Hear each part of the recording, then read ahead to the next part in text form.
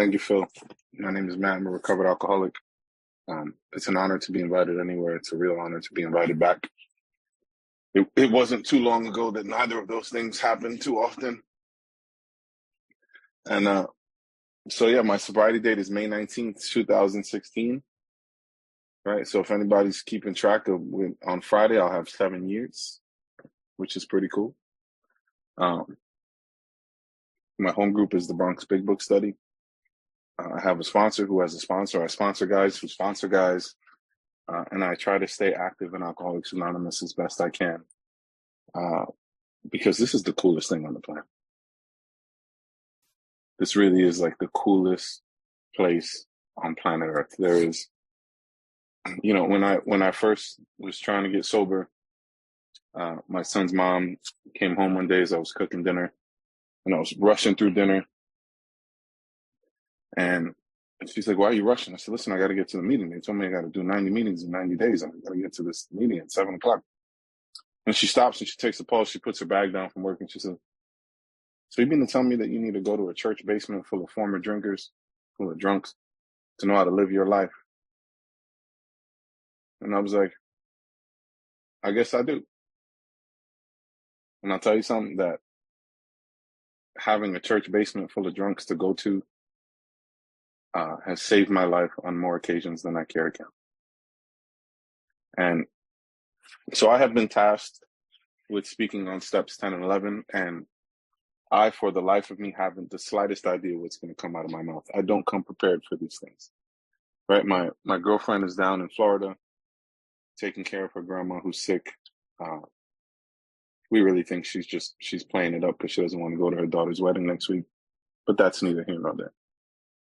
So she's down there, and she messaged me and she said, "Have a good meeting." I said, "I love you. I'm going to go spit some bars for God." If you guys don't know what the phrase "spit some bars" means, it's a slang term for rapping, for rap music. When you're rapping, it's called spitting some bars. And that's what I try to do. I try to be the conduit for God. I try to be a vessel, right? Alice says all the time, she says, I'm not the milkshake, but I get to be the straw. And so it is my hope that I say something that delivers some spiritual milkshake into the room as I go through this deal. I understand that this is not a big book study, but my big book is open, and there's a good chance I'm going to read from it. And there's nothing you could do about it because you asked me to speak, and that's how I feel like speaking tonight. So steps 10 and 11, I think it's really important. Maybe there's some people in the room who haven't made it to step 10 or 11 yet. And so maybe I should put it into a little bit of context. I think that's fair. And so how do I arrive at step 10? Right? By the time I get to step 10, the book tells me that we've entered the world of the spirit. Now, what the heck is that?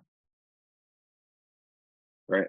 And I'll tell you that I did not feel like I was entering the world of the spirit the first time I walked into a meeting of Alcoholics Anonymous with mismatched shoes and a dirty t-shirt. And I said, "My life is in shambles. I need your help." Right. And I did that multiple times for multiple years until I was struck sober. I love when people introduce themselves and they talk about their sobriety date and they say, "I was separated from alcohol." Because I didn't make a decision to get sober. I didn't come here and say one day that I was going to dig my heels in and I was going to do this deal. Every time I did that, I found myself drunk again.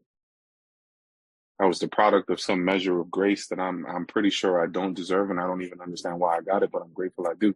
And so I'm going to do as much work as I can in Alcoholics Anonymous to try and pay God back for the life that I have today. And I came here in 2012, left. I came back in 2015, was in and out for a year. And then in 2016, I spent 4 months running my life to the ground because I hadn't the slightest idea what it meant to be an alcoholic. I would get 90 days and I would follow your directions. I do everything that you told me, everything that you told me. I go to 90 meetings in 90 days. I would just not drink and I would go to meetings. I would get a sponsor. I would get a home group. I'd get a commitment in that home group.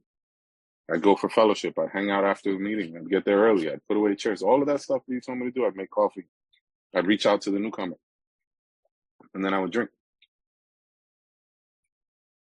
And to say that from the podium might give somebody the impression that I'm saying that those suggestions that we're given when we come here aren't enough. Well, the truth of the matter is they're not. They're a great place to start. But what I need to do when I get here is I need to dig my heels into the step work. I need to align myself with somebody who's armed with the facts about themselves, who can take me through this so I can have an experience with God. And the byproduct of that experience with God is that I want to drink. I don't think about drinking and I don't think about not drinking. And I went away to treatment in May of 2016. And man, my ego is a persistent son of a gun. I'll tell you, because for a week or almost a week, I was really proud that I was the undefeated chess champion of the rehabilitation center. I had been around AA for a couple of years, so I was telling people how to run their program. I was like, no, AA doesn't work like that. You should probably do this. Not realizing that I'm sitting next to them, counting the same amount of days as them, right? And something happened. Something happened. Everything that has happened to me that has inspired any kind of change in me has come from God touching the part of himself inside of me. Right? The morning I decided that I was going to leave for treatment, I was home alone with my 6-year-old son. Right? And I had been up for 4 days partying and drinking and who knows what. And I couldn't get up to get him ready for school. It was the first time ever. No matter how bad it got, I always got that boy ready for school, clean, pressed, breakfast, homework, and I just couldn't. The courage to do battle wasn't there. And the thought came to me that if I didn't get up and do something about it, I was going to leave that boy with the same fate I had when I was his age. And when I was his age, when I was exactly 6 years old, my dad was murdered a few blocks from my home. He was a drug addict. And he'd gone away to treatment and he came back from treatment, but his debts were still there when he got there and somebody came to collect. And I spent the bulk of my life being a victim of my father's death. Right? You'd behave like me, you'd be a brat like me, you'd drink like me, you'd be confused and misunderstood like me if you were the kid whose dad got murdered. Let alone when he died, he left me alone in a house with 9 women, right? It was being raised in a Puerto Rican coven. And so I didn't know which way was up. I didn't know what was going on. And so I went away to treatment. I do my week of like trying to wrestle my own ego until after one speaker meeting, I went upstairs and for the first time in the however many days I was there, I hit my knees and I prayed. Before that, I was too embarrassed to hit my knees and pray because I thought I'd look corny to my roommate. I was embarrassed. And I hit my knees and I prayed. And for the first time, I said the most sincere prayer that any alcoholic says ever. And it was, God help, I don't know what to do. And I got up and I went and I called my sponsor and I said, we're going to go through these steps when I get back. And he said, okay. So I'm going to read this big book cover to cover before I get out. And I didn't make it all the way cover to cover, but I made it most of the way through the stories because I got released a little bit early for good behavior. And so we got back and we started on the step work and I started to learn what it meant to be an alcoholic. I really used to think that step 1 meant I can't drink. Step 1 means I'm going to drink. I'm going to drink provided that I can't get a spiritual experience between me and the next drink. And the reason that I'm going to drink is because I'm an alcoholic and that's what alcoholics do. And I having a choice in the matter. When I start drinking, I can't stop. Everything I've ever been promised, every dream I've ever had is waiting for me in the drink to come, but it's never, ever there when the drink arrives. And every time I tell myself that I fell for that sweet little lie yet again, and I wake up covered in guilt, shame, remorse, and the like, and hating myself and hating for how much I'm disappointing people and hurting people, and I tell myself I can't do this anymore, and that little window of authenticity that comes from a bad run, about 5 o'clock, usually, maybe sooner, my mind has manufactured a reason for me to go take a drink, and I believe it, and I'm off to the races yet again. It is the obsession of alcoholism. And I tell myself that I'm going to drink like a gentleman, or it was the brown liquor. It's because I was in Tennessee drinking with Phil. And those Tennessee boys, man, they don't know how to act. But whatever I tell myself. Right? And then I have to realize that my life is unmanageable. And I thought my life was manageable because I had external things that looked okay. I had a job and a car, and I was a single dad to a son, and I had an apartment, and I was in decent shape, and all of this other stuff.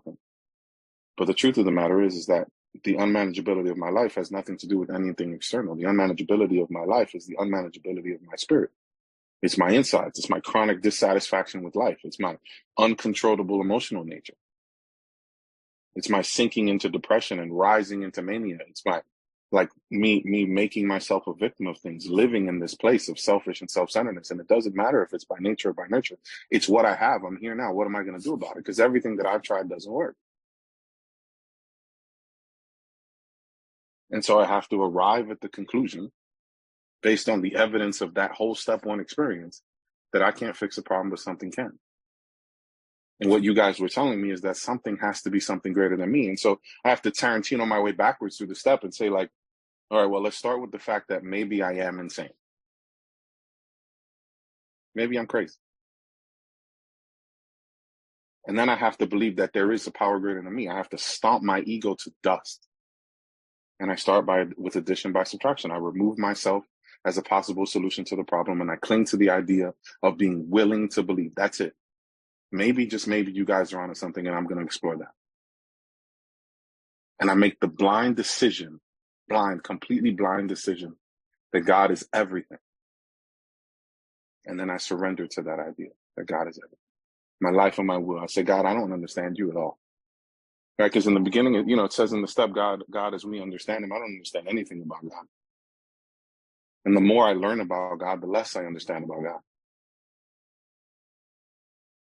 But I surrender my life and my will, my thoughts, my actions. I get out of the driver's seat. I sit in the passenger seat where I belong, where I'm safe. I'm out of the management business. And God hires me for a job.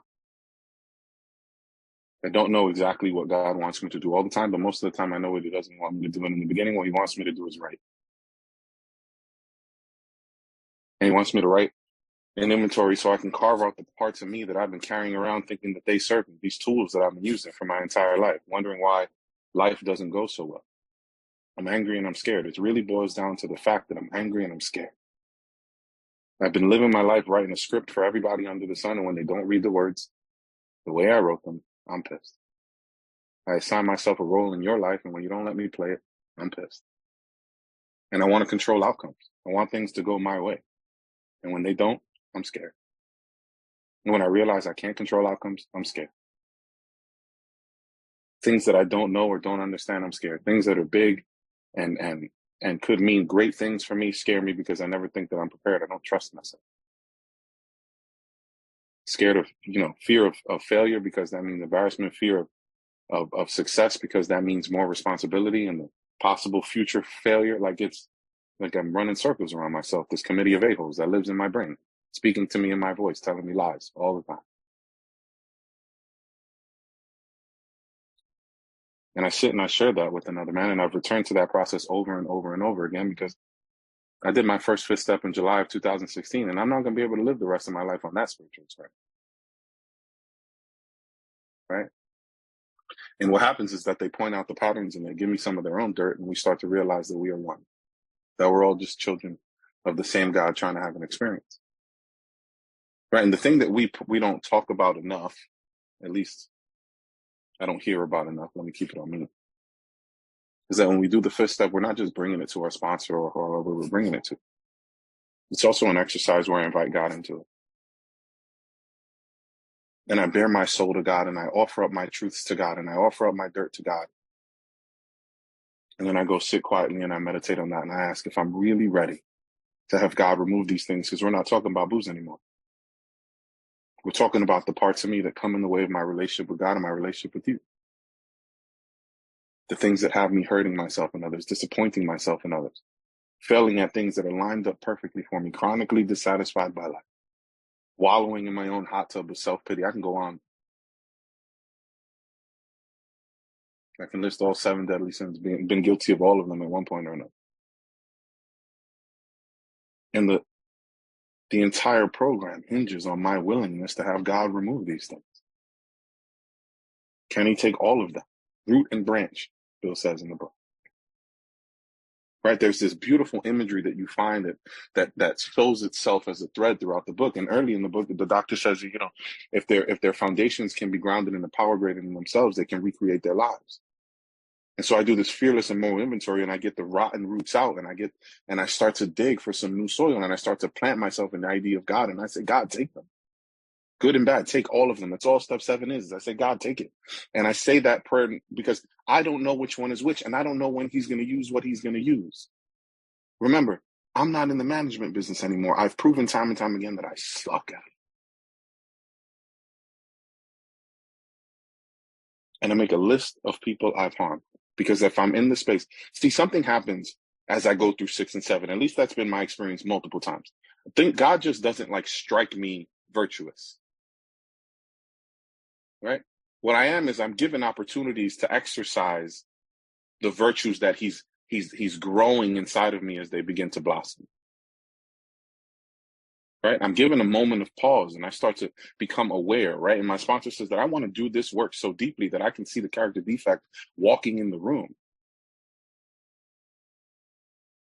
right? And if I'm in that space where I recognize that these are the things that require the most work, that I have no power anymore, I have no more power over these things than I had over my obsession to drink. That these are the things that are making my life unmanageable because I'm operating all of my relationships using these tools. Then I can go and start making repairs. Because I'm in a space where I'm letting God in and letting God remove these things. So I'm not going to make amends for things that I'm doomed to repeat. Because amends is not, I'm sorry. Anybody say sorry when they were drinking? Right? We exhausted that card. It's repairing the damage. It's the difference between, hey, man, I'm sorry I threw a baseball through your window versus, hey, man, how much for the window? Right? That's what an amends is. And then we read those 9-step promises as we get, right? We will be amazed before we are halfway through. Halfway through what? The amends process. All of a sudden, this is the first time that I get to take my sobriety prime time. Everything else I've been doing behind closed doors. Maybe I talk about it in meetings and maybe I share it with my sponsors in my network, but this is the first time that I get to see if this thing really works. This is the first time I've been in the spiritual dojo of life. I'm going to a tournament. And what happens? I watch God miraculously repair things that I did my best to run into the ground my entire life. Instantaneous repair. And guess what? Sometimes it's not instantaneous repair, but it's an instantaneous sandbag against the oncoming onslaught of my own ego and alcoholism. Right? And I'll tell you something. Those amends that end beautifully that you could put in a Hallmark movie, those are nice. But the amends that are a punch in the gut, sometimes those are the deepest lessons. Those are also powerful experiences. Don't dismiss those as amends gone wrong. And we read these beautiful, sweet promises in the 9-step promises. And some of these things are really deep and profound, right? Like no matter how far down the scale we have gone, we will see how our experience can benefit others, right? All those things. I tried 4th steps when I was coming in and out. And there were things I just held close to the chest. I said, there's no way that I'm going to tell anybody this. And I let those things go with my sponsor in that July 2016 5th step. And I was free from it. And then I had 3 different sponsees that when we sat down to do their 5th steps, I opened up and I shared that. And they pulled out their pen and they said, I wasn't going to tell you that. I did the same thing. Uniquely qualified to help each other, we are.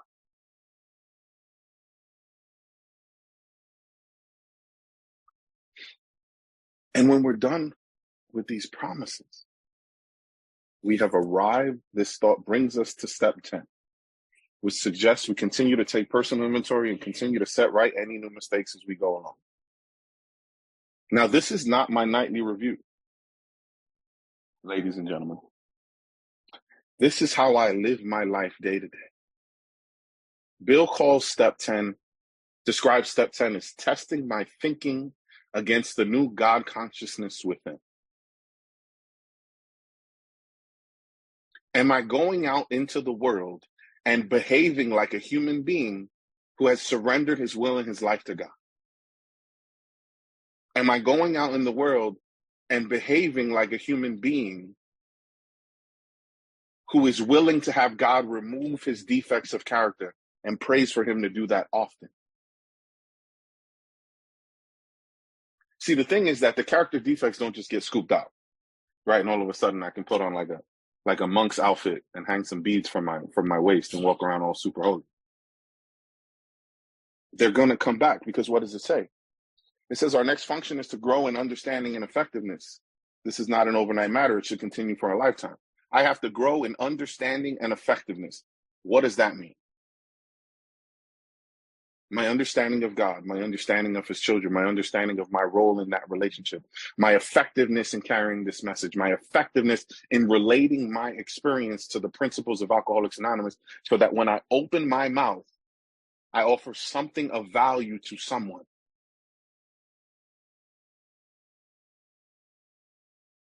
We continue to watch for selfishness, dishonesty, resentment, and fear, and every other character defect that came up on the list of character defects. And then when you do inventories over and over again, you start to learn you have character defects you didn't know you had. Right? By my third inventory, I learned that, boy, do I love to gossip. And I so wanted to blame it on the Puerto Rican coven that I grew up in, but I was 32 years old. It's time to stop blaming people for things that I chose to do up until my 30s. Right? You just continue to watch for self. And when these crop up, I have 4 things that I have to do. I'm giving 4 directions. When they crop up, we ask God to remove them. What does ask mean in the big book? It means I pray. Right? I used to have one of the sponsees, man, he was hard-headed. God bless him, he's passed on. But was he hard-headed? He was he was the nicest guy on the planet. And he said, Matt, I don't know what to do with my thoughts. Matt, I don't know what to do with my thoughts. They come up, they this, they that, they that. I said, listen, this is what I'm going to need you to do. I said, I'm going to need you to physically take your hand and pull the thought out of your head. Put it inside of an imaginary balloon, tie the balloon knot, pull the string down, and let it go. And let it float up to God. And he says, Matt, that's the most ridiculous thing I've ever heard. I said, okay, try it. And I show up to a meeting. At the end of the meeting, I didn't make the meeting. I was coming by to just hang out with the guys after I got off of work in the parking lot. And he's pacing back and forth in the corner, smoking a cigarette. And he's like this.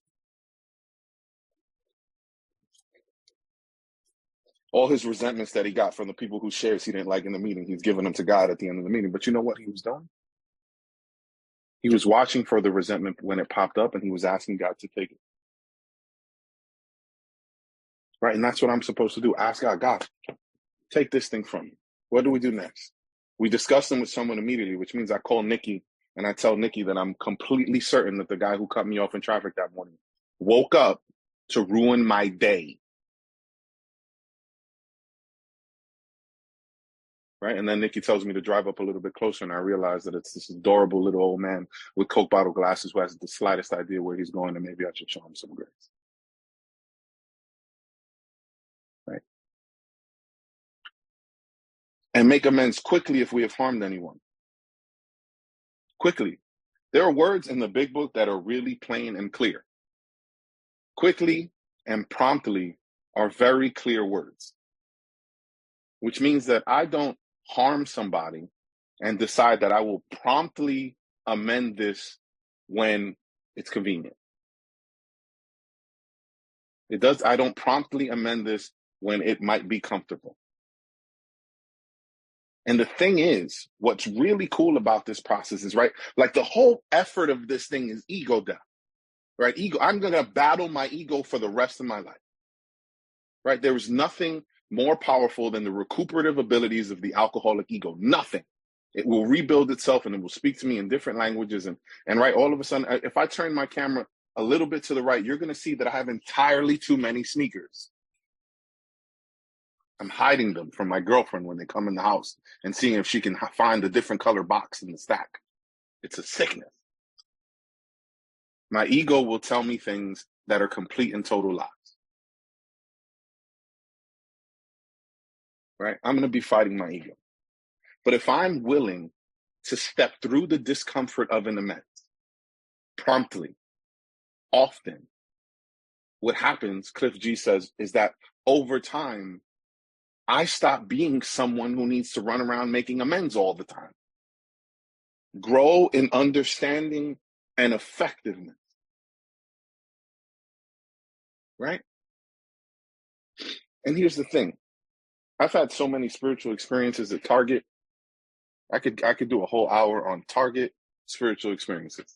And for those of you who are outside the country, Target is just a really big department store with a red bullseye. And Target you don't know what you're going to buy in Target. They tell you when you get there. Because I go there for cat food and I leave with TVs and stuff. And so in the middle of the pandemic, I was running out of the house as often as I could, right? It was me, a puppy. My son was, I don't know, 9, 11. My stepdaughter was 5 or 6. And then my girlfriend was pregnant with the maniac we were talking about before the meeting, who's almost 3 now. And anytime I would listen, I'd die on my shield. Listen, guys, I'm going to go out and risk my life for this family. I'm going to put on a mask and I'm going to go to Target to get us our groceries. And I just needed to get out of the house.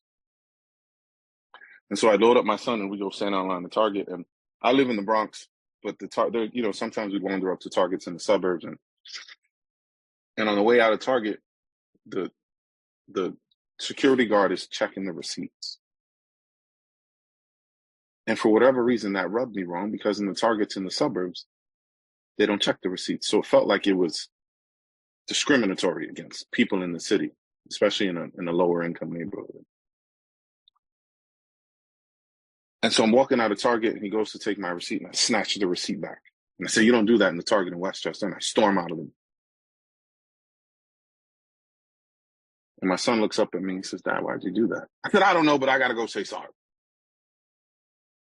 And so I turn around and I walk back into Target and I approach the guy and I say, "Hey man, the way I acted was completely and totally out of line. I shouldn't have done that to you. You're just trying to do your job and I understand that. So any way I can repair this, I need you to let me know." He says, "Hey man, let me tell you something. It's the least favorite part of my job. The least favorite part of my job." He says, "But I had a whole bunch of jobs to keep my family afloat. And when everything shut down, this is the only one that kept me on. I got let go from the other 2. So whatever they tell me to do, I do because I really need this job. And so I'm sorry if that made you uncomfortable. I'm just taking direction." And for a moment, I look like a real asshole. But for a moment, I'm connected with another human being on a real human level. And I get to see him for who he is, and he gets to see me for who I am. And you know something? The maniac that I live with, the really cute mental patient that lives in the house, she's going to be 3 soon. And he still works at Target. And when I walk in the door with her every time, he says, "Hey, Summer Grace, great to see you." And I've made a friend who's chased me down on multiple occasions because I left something in the self-checkout that I paid for. Right? And so what happens is that I've entered the world of the spirit. And when I enter the world of the spirit, I start to realize that like this external shell thing that's filled sack of bones that we walk around in, this isn't me. I'm a creation of God. Just like Carol's a creation of God and Nikki's a creation of God and Yuna's a creation of God. We're all God's kids just trying to have an experience, man. Like, I'm going to make mistakes. 30-something years of managing my own life, of running the show, of writing the script.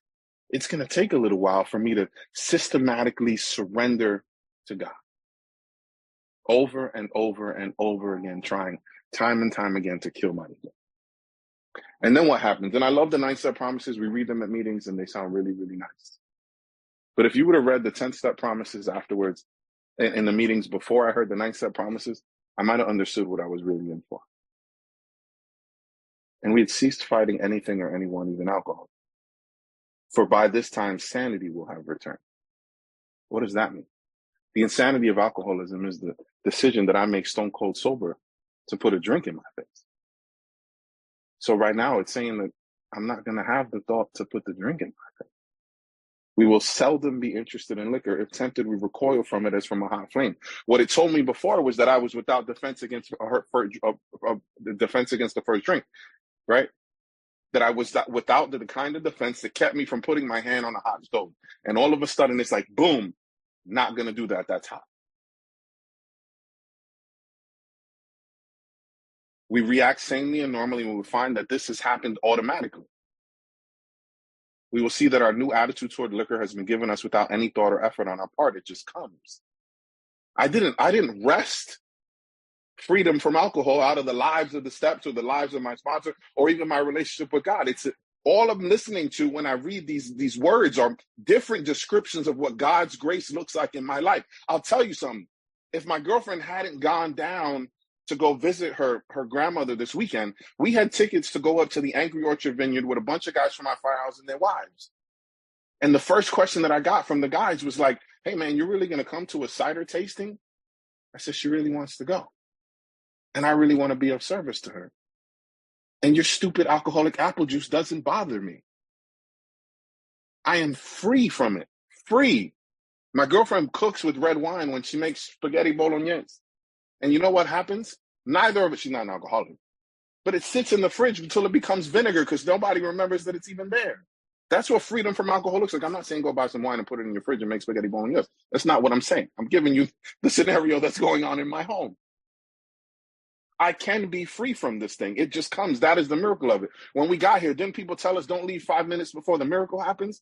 I'm pretty sure that this is the miracle they were talking about. There is going to come a time when I've cultivated such a relationship with God that I get to co-create a life where I'm free from alcohol. The byproduct of the work that I do here and my relationship with God is that I don't think about drinking and I don't think about not drinking.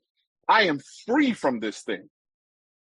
And the thing is that I can stay free if I stay in the work. It is none of these gifts that I'm given, right? They are grace, but they're contingent upon some action on my part, right? I get placed in a position of neutrality, safe and protected. I didn't know. I wanted cash and prizes. I heard somebody in a meeting in rehab say, if you follow these steps, you can live a moderately happy life. And I was pissed. I said, what do you mean moderately happy life? I'm here for the highs. And I didn't understand that safe and protected neutrality was where it was at. Freedom from this deal is where I was at. I didn't understand that being useful is where it was at. I didn't understand how much noise was going on up on here until it got quiet. I heard somebody in a meeting recently say that I was searching for happiness and I found it in usefulness because usefulness is the currency of happiness.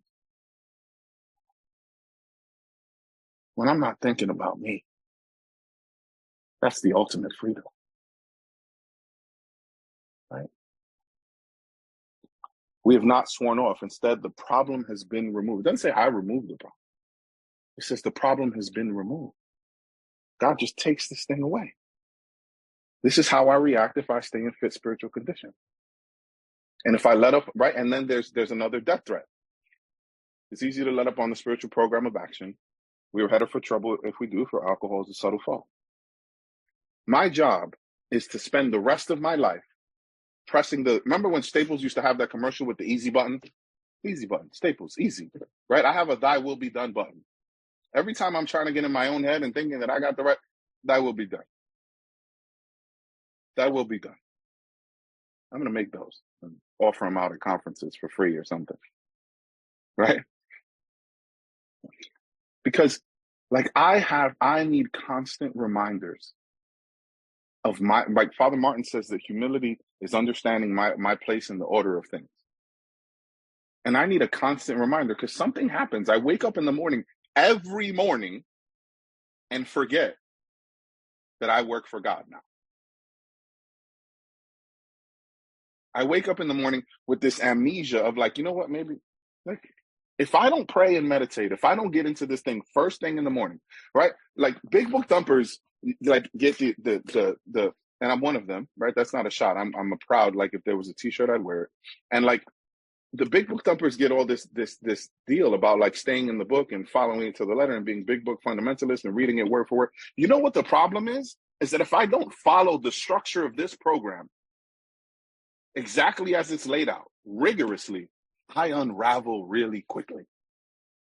That's why I'm so serious about this, right?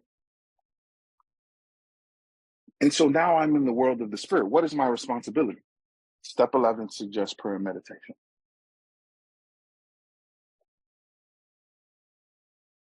And when I got here, they told me you didn't have to be on step 11 to practice step 11, which really just meant that I don't have to wait until I get to step 11 to pray and meditate. But it's something different after I've had an experience of the first 10 steps. You see, when they start talking about it in the book, they start talking about it from the night before.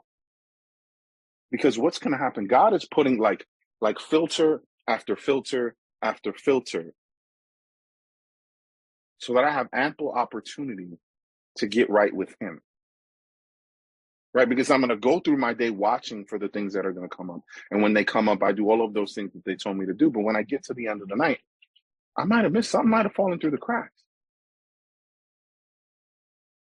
Right. And that nightly meditation, the nightly review, right? I'm a yoga teacher. I'm a Puerto Rican kid from the South Bronx. I'm a gangbanger. I have tattoos. I sold guns and drugs in the street. And God has a funny sense of humor because 3 years into sobriety, he got me into yoga teacher training. And now I wear Aladdin pants and I light candles and I chant Om. And I sit with my legs all folded up and I meditate for very long periods of time. But that's not what they're talking about in the big book of Alcoholics Anonymous. The nightly review is a meditation, right? And one of my yoga mentors said the simplest way to define meditation is contemplating the divine. And so what I'm doing is I'm reviewing my day to see what parts of self resurfaced and have been harder to catch with that step 10 experience throughout the day. Was I resentful? There's one question that you always have an answer for in that nightly review, and it's what could I have done better? Because I'm never going to end my day with a perfect day in God's eyes. What could I have done better? Right? And it's not to beat me up to see where I fell short. It's just information. It's just information. Right? Like I am on this ongoing house cleaning, this ongoing effort of less Matt, more God. And so what I have to do is I have to still dig for the Matt that remains, the self that remains. And when I'm done with my nightly review, which is supposed to be constructive, the reason it's constructive, right? If I buy a brand new home and I walk into the house and I realize, when we took down this wall, we started to realize there was some rot in the studs, and we saw that there was some flooding in the basement and this, that. I own the home. It's my home. Am I going to sit there and lament the fact that, there's more damage than I thought it was? Or am I just going to get to work ripping those studs out, putting new ones in, drying up the basement so that I can lay down some new foundation that isn't so soaked through with water, right? What am I going to do? All I have to do is take action. And so I sit there and all it is an inventory of the action that I'm going to take the next day as I get right with God. And when I'm done with it, I say, I asked for forgiveness. We ask for forgiveness. I pray for forgiveness. We don't talk about that enough. And you know what my forgiveness prayer looks like at the end of my nightly review? I say, God, I tried to do your job again today and I suck at it. I'm sorry. I'm going to try to not do that tomorrow.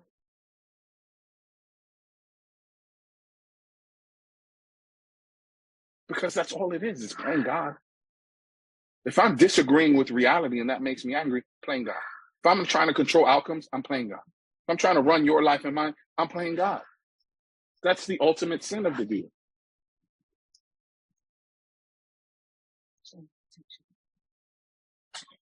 And then I wake up in the morning, and upon awakening, I don't know about you, but that sounds like it means like when I wake up. Right? Not like after I walk the dog and make some coffee and check Facebook and send a couple emails. I want God in the emails. I want God with me when I walk my dog. I want God with me in the coffee. I should go to God first. And I'm not saying that I do this thing perfectly because Lord knows I don't. I'm a firefighter. Sometimes I get woken up because grandma burned the rice at 5 o'clock in the morning, and that's my upon awakening. Sometimes I get woken up, bopped in the head by this really cute little girl who says, Daddy, leche. Right? Like sometimes that's my upon awakening. But I get right with God in the morning as early as I can upon awakening. We look at the 24 hours of plan. And I'm looking at the 24 hours ahead, not because it's like, all right, God, listen, this is what I got for today. God, I got to do laundry. I got to get to the Social Security office. I got to get the dog to the groomer, right? Summer needs her physical for pre-K, and then I got to get a workout in. That's not what God's talking about when I say consider my plans for the day. Where can I be useful? I am not to fit God around my day. I'm supposed to fit my day around God. I consider my plans for the day, and I look forward to where I can be of service to God. And the thing is that I ask, and then I sit and I listen. That contemplation of what the day is going to look like. I can start to trust my thinking. If I practice this long enough, I start to realize that the thoughts that come from Matt's self, from the thinking brain, are charged with energy, and the thoughts that come from God are calm, peaceful. And I'll tell you 2 step 11 stories because I'm running out of time here. One of them was, in my firehouse, we have a room downstairs for guests, right? When guys come to work for us, run another firehouse, it's quiet, it's dark, there's no windows in the basement. It's my favorite place to go meditate in the morning. And I'm down there meditating. I was actually getting off, but I wanted to meditate before I went home, and the noise of the kids and the this and the that. And I'm sitting there and I said, like, God, I would just love I've been working a bunch and I tell God my plans, right? Which is what I just told you that you're not supposed to do, right? And I'm like, God, I really would just like to spend the day with Summer at the park. It was like a 70-degree April day. It was just gorgeous. And so I just want to take her to the park and run around the park with her today. I get out of my meditation and the phone rings, and it's my sponsee's mom. And it says, he's been lying to you. She's been drinking for 3 weeks. And he's on my couch. There's vomit everywhere, and I don't know what to do. I don't want to kick him out on the street. And I was like, I got to pick up my daughter. I said, you know what? I'll figure it out. And I called my sponsor. And I said, George, I need your help. I got to go on this 12-step call, but I have Summer with me. And he said, all right, let's go. And that's the answer, usually, is all right, let's go. And we get in the car and we go there, and you can hear him shouting at his mom, all this stuff. Like, why are you going through my phone? And I felt like shouting through the window, like, why are you 53 years old vomiting on your mother's couch? But that, right, like, I opened the door and he screamed. And my daughter knows him because he was sober for a time. And for a little while, he was dog sitting for us, and he'd come over the house to get used to the dog. And I opened the door, and I've got my daughter in my arms. And he looks at my daughter in the face, and the wind comes out of his chest, and his shoulders drop. He walks into his room, and he empties the bottles out of his book bag. He packs some clothes in his book bag, and says, all right, take me to church.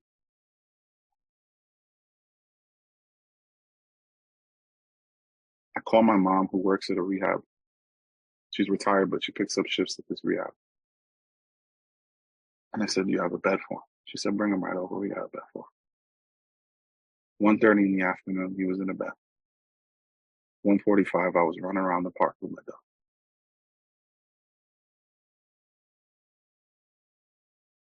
I am to sit and look for direction. That's what I'm looking for. If I work for somebody, I got to report for duty. And I work for God. It's the agreement that I made in step 3. This is how I put it into action. Okay, God, right? Like, you're my employer. What do you need from me today? Right? And my prayers are really simple by the time I get to this point. It's God, what's my assignment? And can you give me the tools? What's my assignment? And can you give me the tools? Right? I'm going to finish with this story because I'm coming up on time. When my daughter was born, I was driving a 2012 Nissan Versa hatchback. Now, remember I told you it's 5 of us. We have a Hispanic Brady Bunch here. Me and my son, her and her daughter, and then we created the Maniac. And we didn't fit in the car, right? Because we love our daughter and because she's a daughter. And so I got the biggest, most padded possible car seat. The thing looks like she could go to NASA in this thing, in the back of a 2012 tiny little hatchback.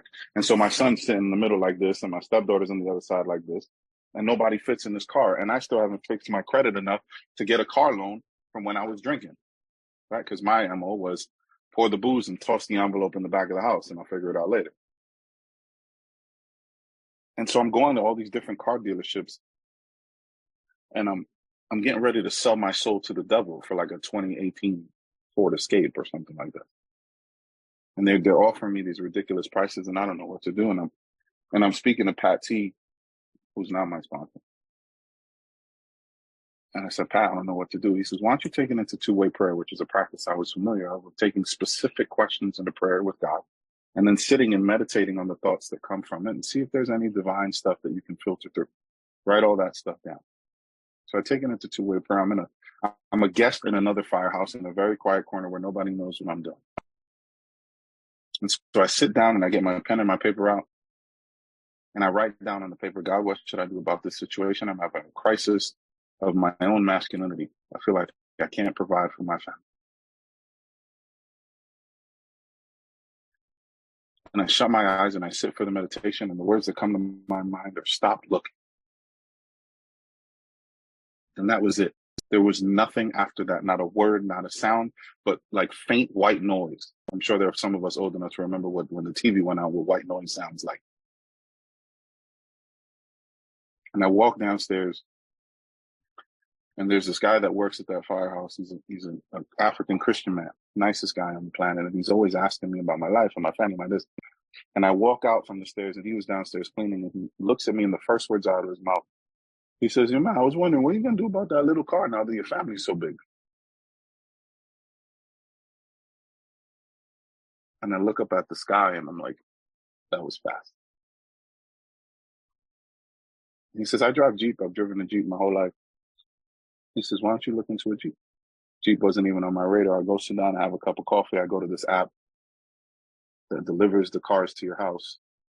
I put in an application, and I get approved for a Jeep that's within my budget.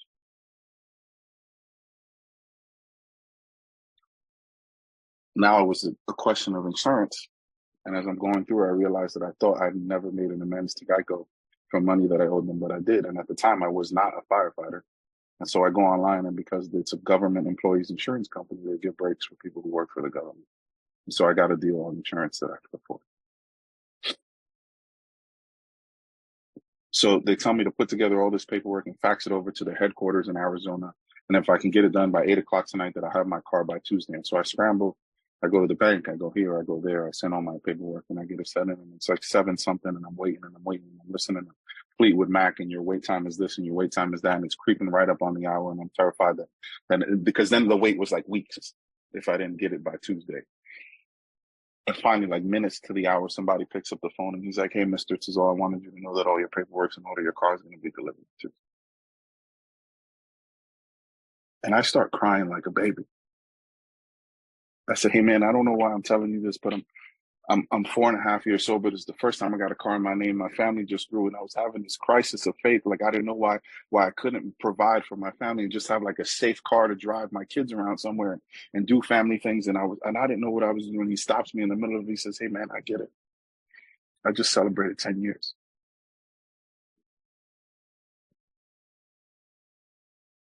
In Arizona. The one customer service agent I can get at a company that probably has 100 of them. I can't manufacture something that good on my best day. I just can't.